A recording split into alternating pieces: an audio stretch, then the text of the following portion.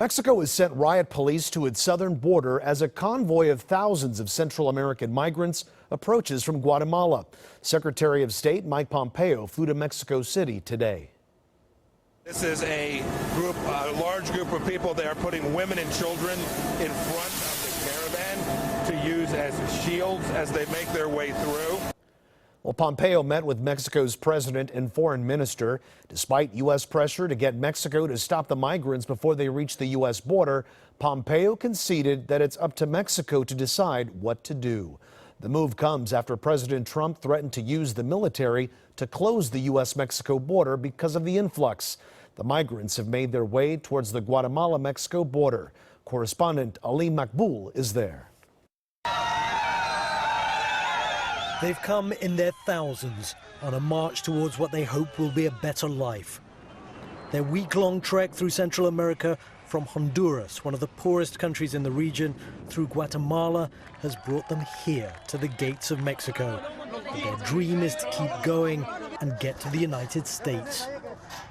Many in this convoy or caravan are upset that they're being portrayed by some as the worst of humanity.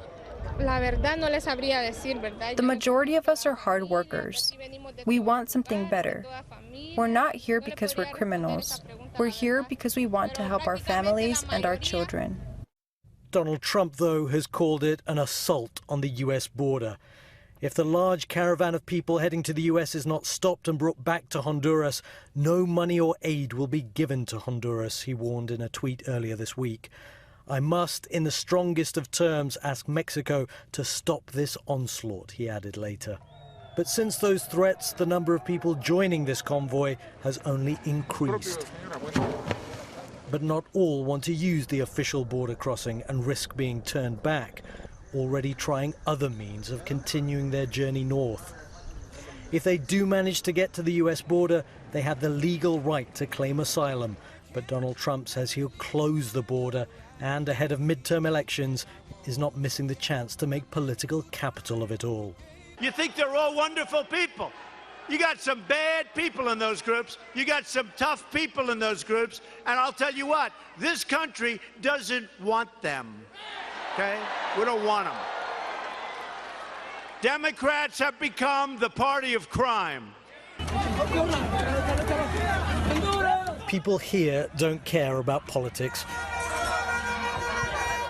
For many, it is desperation that is their driving force.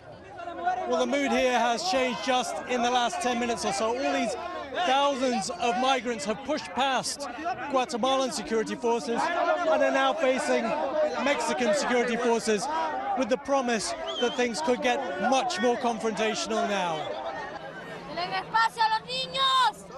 What's clear is that Donald Trump's attempt so far to deter migrants, like separating parents from children as he did earlier this year, is not stopping them coming. Ultimately, these people feel leaving behind the hardships back home are worth whatever risks they may have ahead of them.